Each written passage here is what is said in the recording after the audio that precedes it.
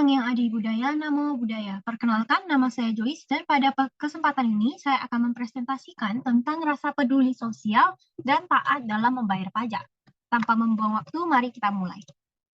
Nah, yang pertama-tama kita akan mulai dari pengertian peduli sosial. Nah, apa itu kepedulian sosial? Kepedulian sosial adalah rasa ingin membantu kepada sesama manusia, baik dalam bentuk materi ataupun bantuan tenaga. Tujuan peduli dengan orang lain adalah untuk meringankan kesusahan atau kesulitan orang lain agar orang tersebut dimudahkan dalam segala kesulitannya. Nah, selanjutnya, apa itu pajak dan mengapa kita harus membayar pajak? Pajak adalah kontribusi wajib kepada negara yang terutang oleh orang pribadi atau badan yang bersifat memaksa berdasarkan undang-undang dengan tidak mendapatkan imbalan secara langsung dan digunakan untuk keperluan negara bagi sebesar-besarnya kemakmuran rakyat. Pembayaran pajak merupakan perwujudan dari kewajiban kenegaraan dan peran serta wajib pajak untuk secara langsung dan bersama-sama melaksanakan kewajiban perpajakan untuk pembiayaan negara dan pembangunan nasional. Nah, selanjutnya adalah permasalahan-permasalahan yang ada dalam rasa kepedulian sosial dan juga pada pembayaran pajak. Yang pertama yaitu permasalahan pada kepedulian sosial. Banyaknya orang yang mampu membantu sesama manusia, tapi kebanyakan orang malah bersikap tidak peduli. Bahkan ada yang sampai menolak untuk membantu atau memberikan sebagian rezeki yang mereka miliki untuk orang lain. Seringkali kita memilih untuk berpaling atau mengucapkan kata maaf ketika ada seorang pengemis datang atau pengamen jalanan datang. Yang kedua adalah permasalahan dalam pembayaran pajak. Banyaknya masyarakat yang masih menghindari pembayaran pajak. Pajak merupakan tulang punggung negara untuk dapat melaksanakan operasionalnya. Apalagi di masa-masa sulit seperti ketika artikel ini ditulis, Indonesia sedang terlanda bencana COVID-19. Negara butuh kita untuk bergotong royong demi mengatasi kesulitan bersama. Dengan taat membayar pajak, kita sudah separuh jalan membantu negara agar dapat mencari jalan terbaik untuk kita semua.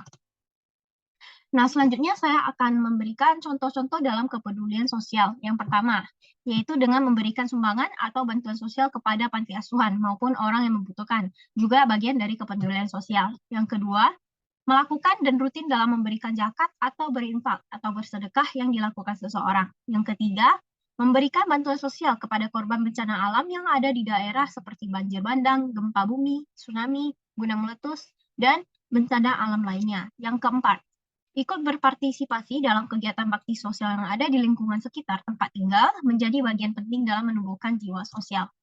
Yang kelima, bisa juga dengan memberikan bantuan dan pertolongan kepada tetangga sekitar yang sedang membutuhkan atau tertimpa musibah dan sejenisnya.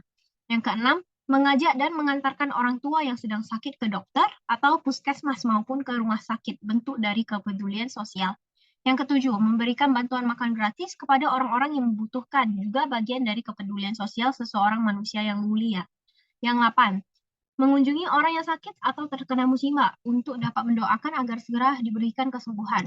Yang kesembilan, membantu teman di sekolah yang sedang mengalami musibah, misalnya ada salah satu siswa atau pelajar yang rumahnya kebakaran. Yang ke-10, jika ada pelajar atau siswa yang sakit, biasanya akan melakukan kunjungan atau menjenguknya sebagai cara kepedulian sosial tersebut. Yang ke-11, merawat dan menjaga orang tua yang sedang sakit menjadi bagian penting dalam melaksanakan kepedulian sosial di masyarakat. Yang ke-12, tidak melakukan bullying atau menyudutkan seseorang pelajar atau siswa yang membuatnya semakin tidak percaya diri. Nah, selanjutnya adalah macam-macam pajak. Yang pertama, pajak penghasilan merupakan pungutan yang dikenakan kepada orang pribadi atau badan atas penghasilan yang diterima atau diperoleh dalam suatu tahun pajak. Penghasilan tersebut dapat berupa keuntungan usaha, gaji, honorarium, hadiah, dan lain sebagainya. Yang kedua, pajak pertambahan nilai merupakan pungutan yang dibebankan atas transaksi jual beli barang dan jasa yang dilakukan wajib pajak pribadi atau wajib pajak badan yang telah menjadi pengusaha kena pajak atau PKP. Ketiga, pajak penjualan atas barang mewah merupakan pajak penjualan yang dikenakan atas transaksi barang mewah baik yang berasal dari dalam negeri maupun luar negeri. Yang terakhir, pajak bumi dan bangunan merupakan pajak yang dikenakan atas kepemilikan, pemanfaatan, dan atau penguasaan atas tanah dan bangunan.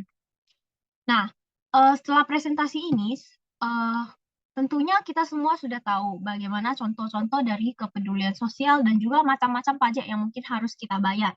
Nah, dengan presentasi ini, saya mengajak teman-teman atau orang-orang yang melihat presentasi ini untuk menumbuhkan rasa kesadaran terhadap kepedulian sosial kita dan juga rasa dan juga rasa kesadaran diri kesadaran terhadap pajak-pajak yang harus kita bayar. Nah, untuk itu saya akan menutup atau mengakhiri presentasi saya dengan sebuah kata bijak, orang bijak taat pajak. Sekian hasil presentasi saya tutup dengan Namo Sang Hyang Adi Budaya, Namo Buddhaya.